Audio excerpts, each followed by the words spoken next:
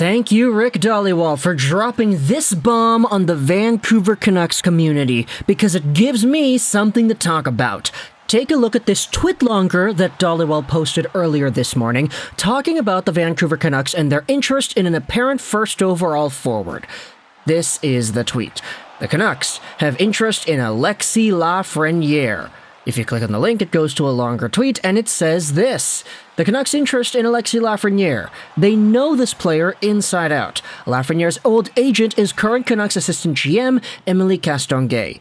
The Canucks have checked in on Lafreniere when he was made a healthy scratch last week by the Rangers. The Rangers are very aware, I should say, of the Canucks' interest in Lafreniere. Lafreniere will not be cheap, but the Canucks have the assets like Bo Horvat to pull this off if the Rangers decide to move him. Lafreniere is the type of player the Canucks are looking for. Before he was traded to Montreal, the Canucks were also one of the teams after Blackhawks forward Kirby Dach. Lafreniere and Dach are the types of young players the Canucks are looking for.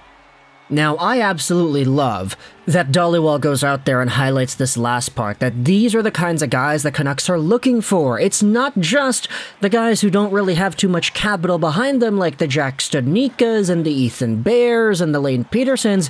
No disrespect to those types of players, it's just those are not necessarily the guys that can turn a franchise around, that in which the Canucks have been very apparently trying to do under this new regime. And so guys like Lafreniere, guys like Kirby Dach, these are the types of players who are capable of doing that. And I say capable of and not actually going to do that because it's not guaranteed that Kirby Dach is going to be a franchise player for Montreal, even though he has been playing pretty well. It's not guaranteed either that Lafreniere is going to be a franchise player for whomever ends up trading for him. But when it comes to Alexis Lafreniere and the Canucks' interest, we'd always said that the link between these two parties was a pretty good one. Emily Castonguay, being the agent for Lafreniere, is a crazy good look.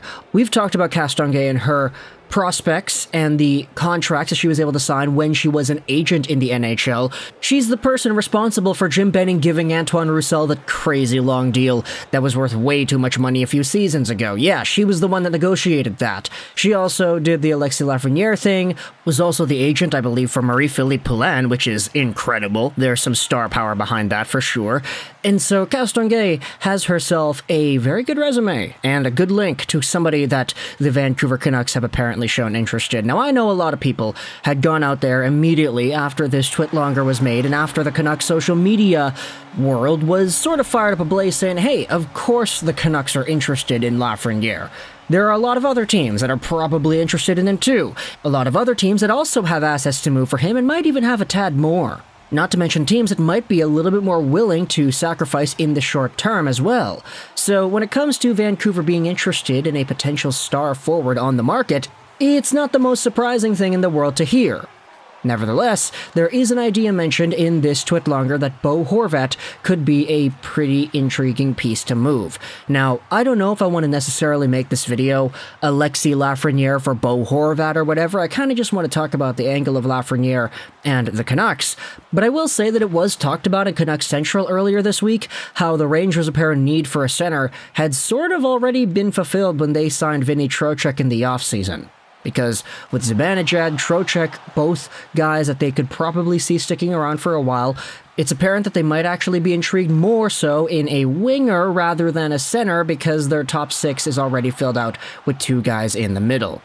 But either way, let's talk about Lafreniere and talk about what the Canucks could provide for this guy, starting out with the biggest issue that's plagued him so far in his NHL career, his mobility. Everybody talks about he's slow, he's not able to move his feet, he can't keep up with the NHL speed, he's got a good hockey mind, he's got a good shot, good playmaking, but he just can't put it together to be an effective enough player to justify the draft hype, to justify why he was taken first overall. This guy could waltz around QMJHL competition, but he can't do that in the NHL. Why is that? Well, it's because his mobility needs work, and the Vancouver Canucks are a team that have already dealt with one of their top guys who have had this sort of problem before. Bo Horvat. Now, Horvat, back when he was drafted, was seen as a pretty capable two-way caliber center that might be able to step into the NHL as somewhat of a Ryan O'Reilly-esque mold, and it's kind of funny because they both became two of the top face-off men in the entire league, but the problem with Bo was that he was not really the best skater. His mobility needed work. The Canucks then went over and allowed Bo to explore power skating options, and he became the beast that he is known as today. He is an ox. He's able to charge down the wing and get by guys pretty effortlessly, and his overall stride power and strength has been very good ever since stepping into the NHL full-time in 2015. Now, I'm not saying that every prospect who's got bad mobility can be a Bo Horvat. He is the exception, not the rule. But what I am saying is that it is possible, and the Vancouver Canucks organization has indeed seen it before.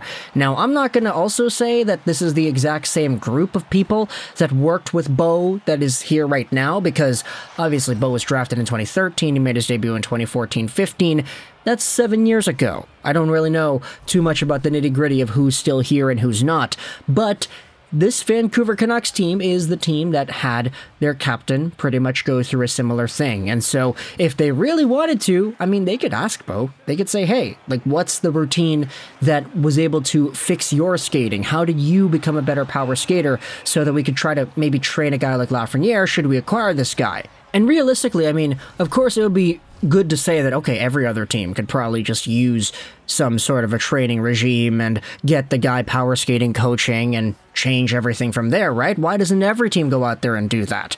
Maybe he does have a power skating coach and it's just not working for him. Again, exception, not the rule, right? Bo Horvat might be the one miraculous transition where he was able to become a good skater.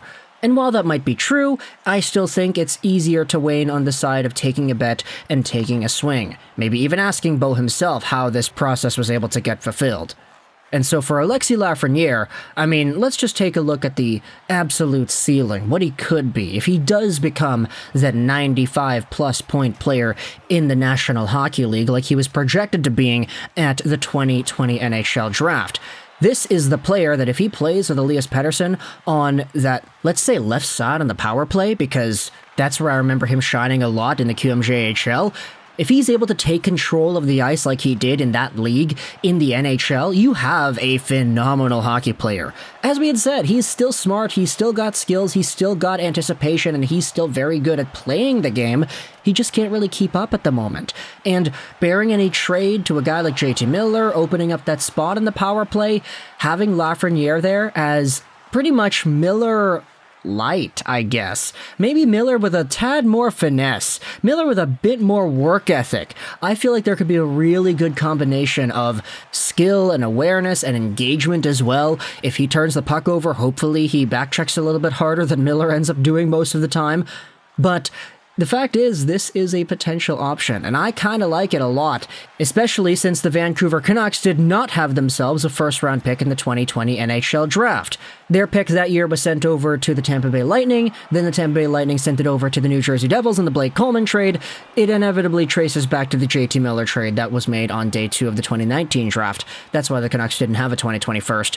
But if they end up, by some miracle, acquiring the guy who went first overall in that selection, then I would be very intrigued as to seeing where this team goes, because I'd like that a lot, but that's just me.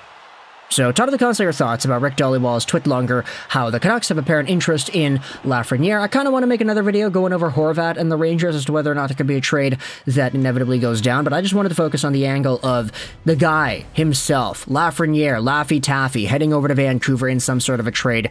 Talk to the comments your thoughts. I hope you enjoyed this video. And bye.